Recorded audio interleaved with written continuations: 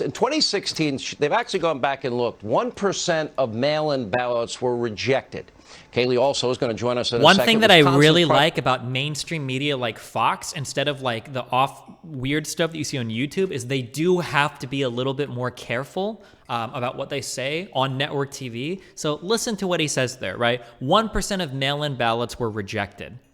He presents it as a very negative thing, but there's not really anything wrong with that. Like, I'm sure some number of ballots are rejected. If you did a mail-in ballot, it said specifically that, like, you need to make sure that you are filling it out correctly, that you signed the thing on the back, that you've got it sealed correctly. If you don't fill it out in any way, like, it could be rejected for any number of reasons. The fact that some percentage of mail-in ballots get rejected, that's not bad. And we haven't seen any evidence so far that those margins or the amount of rejected or accepted ballots are different this election than they were in the past. Now, where somebody like Crowder might come out and explicitly like, oh, they were fraudulent. Like, on network TV, they're usually a little bit more careful, and that's interesting to take note. Yeah.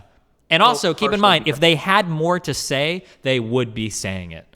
Oh, yeah. Well, and part of that is there's more risk on the line. Like, if someone brings Crowder to court, like, he's not, like, he'll just his YouTube channel will close down. Mm-hmm. If someone brings Fox News to court. Exactly. And there's a lot to gamble on. Yep. That. And they might hate it, but this here is a beautiful example of capitalism. Same thing with vaccines as well. Fox News does not want to come on and defend like blatantly false statements like that, where they can get in court for it. Now, a smaller YouTube channel, who the cares? No one's going to actually take them to court. Although, that being said, I do believe that some people have tried to hide. I think there's value in making them say this. Some people have tried to hide behind the entertainment defense, where I believe like Tucker Carlson and I think Alex Jones, where like their shows are entertainment, so they're not held to the same standards. But that's still like really good that they have to go to court. It's like, your show's entertainment. Like, yeah, I don't know how effective it is, but I think it's fun to make them state that. But okay, I'm gonna turn this back up. To sign an affidavit and say that I saw something I didn't see, that's a stretch for me.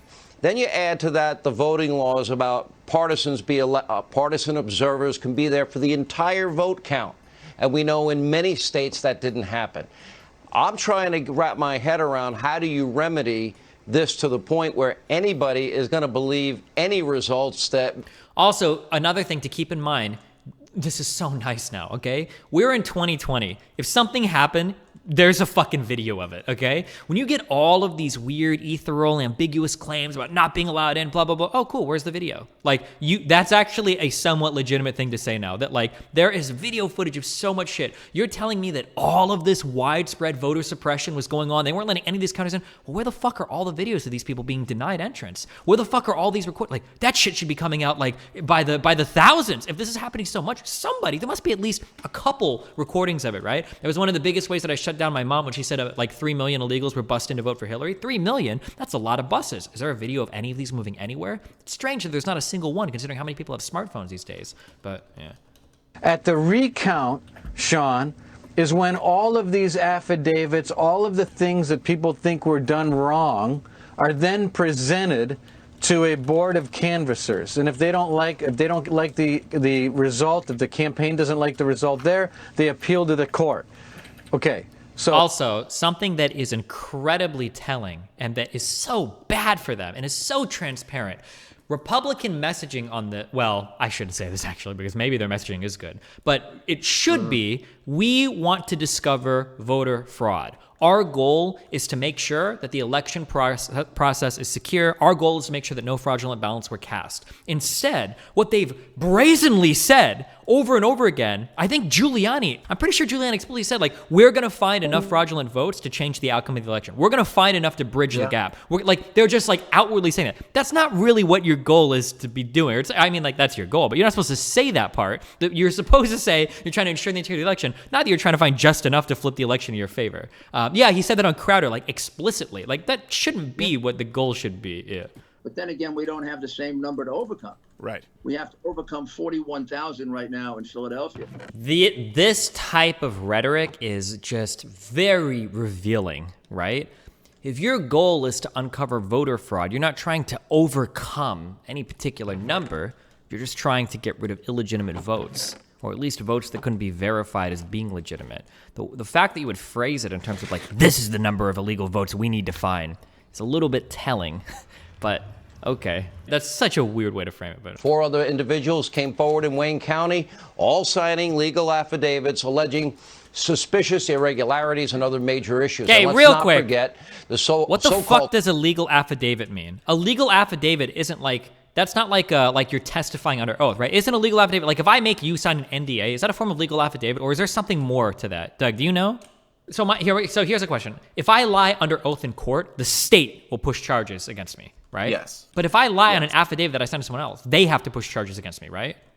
Correct. Okay, Okay, so that's all I'm saying. So these signed affidavits mean dick all then. If a Fox News guy was like, yo, did you see election fraud? And I'm like, yeah, dude, I'll sign an affidavit. Like, okay, well, are they really going to press charges against me if I'm lying? Like, it's not like the court is going to independently, like, yeah, okay. So a signed affidavit, this means fuck all, okay? Go to court, testify in front of a fucking jury or a judge or even a grand jury under oath or whatever. The signed affidavit bullshit means nothing. Yeah. Let me be very clear. You got to take this seriously. If we don't put an end to this universal mail out all the ballots without any voter ID standards. Oh, so also this election, it's going to be very interesting going forward to see what the Republican Party does about mail-in ballots, because holy fuck, it is a bad fucking meme for them.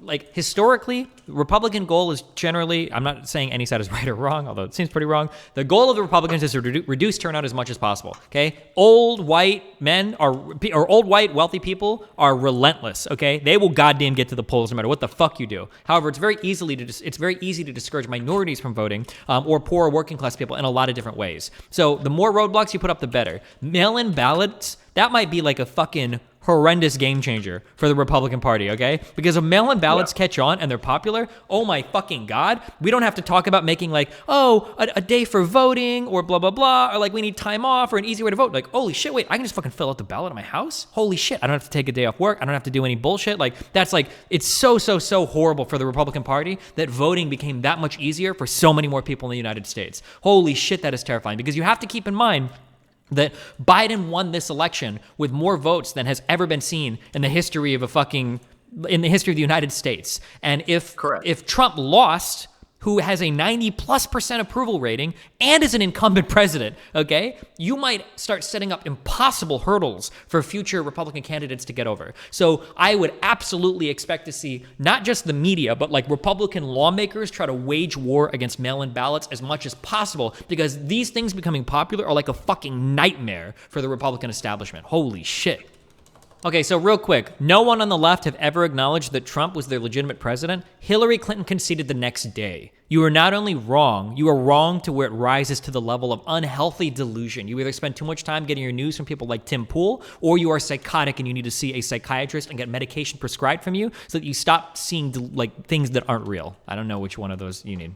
Hearing from people that are saying, well, I was told I have to stand 100 feet back or 20 feet back or even... I still don't understand how the Democratic machine that is so ruthless and has fraudulently fabricated hundreds of thousands of ballots, why didn't they do this with Hillary Clinton? Why couldn't they have just done it with her? I don't understand.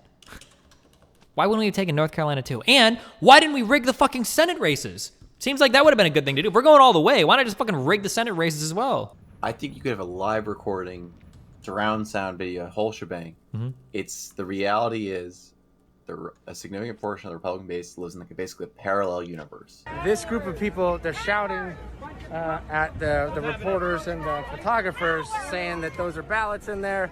They don't have the watermarks on their ballots. Right. They're just screwing themselves. Fraud right now. We are watching voter fraud. Hey, look, they got suitcases right here. There they are, folks. There's the ballots. We're going to go to the other side, and we're going to show you what's inside of the back of those fans. Your GoPros, your indoor lights. Yeah, and my LU600 and my tripod. Your tripod, yeah. So it's camera equipment. Camera equipment. It was like, oh, there's ballots. They're moving ballots. I don't know. I didn't see him open the box. Mm-hmm. You can't convince them otherwise. They'll invent a conspiracy to do so to enforce their beliefs. Mm-hmm. No amount of video recordings or lack of video recordings would do it. If there was a video recording, proof that there was no crime, they would say it's a fake video. If there was video of, so like, mm-hmm. I don't know about there's all this video. Why is there no video of the crime? And they would say, well, obviously it's a conspiracy theory. That's the problem with it. Sure. Yeah. I don't necessarily disagree with that. I'm just saying that, like, I think that, if all of this stuff had happened, we wouldn't be like talking so vaguely about it. Like, it would be really obvious. This is like how I like, I think there's a pretty reliable way to tell the truth is that, oh, B, gotcha. I think a pretty reliable way to tell the truth, or to see if someone's telling the truth, is to see what they're not saying. Like if somebody confronts you and they say they have all this evidence and all this horrible shit is going on, and they're not showing you for some reason, and it's like, oh, okay. I agree, but like, I think the Obama birth certificate is the perfect example of this. Like, how much proof do people need? They're like, oh, it's fake. Oh, it's this. Oh, it's that. Oh, it's like it. You can't win. Like that's oh, true. No, you super can't win. Did you watch what happened when Obama actually did release his birth certificate? Did you see? Yeah, I remember. Yeah, Arpaio was on TV, like pointing out, like, well, if you look at the line here, it looks like it was fraudulently done. It was like, so you believe that President Obama's birth certificate is a phony? No doubt about it. No doubt about it. We have the evidence. I'm not going to go into all the details. You know, even Donald Trump now says that he believes that the president was born in this country, right? Okay, dude. Imaging all of these illegal votes are in favor of Donald Trump, Pepe think. Yeah, that's the funny thing, is that, like, I'm sure, just if I was a betting man, my guess is that you're probably going to find some votes that were legitimately done incorrectly.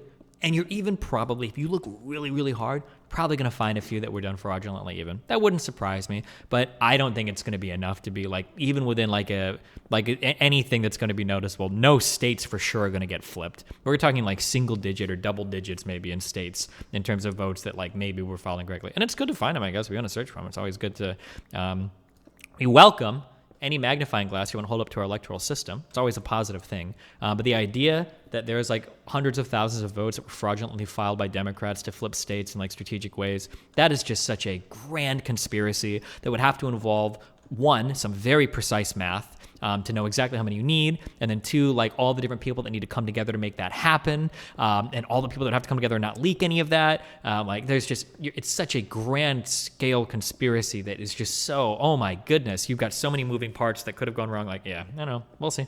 I wish the Democratic Party was that well organized. Yeah, there's just no way. Like, remember to hit that like and subscribe, and don't forget the notification bell so that my videos show up right in your feed. You said 11,000 incident reports. Explain that. 11,000.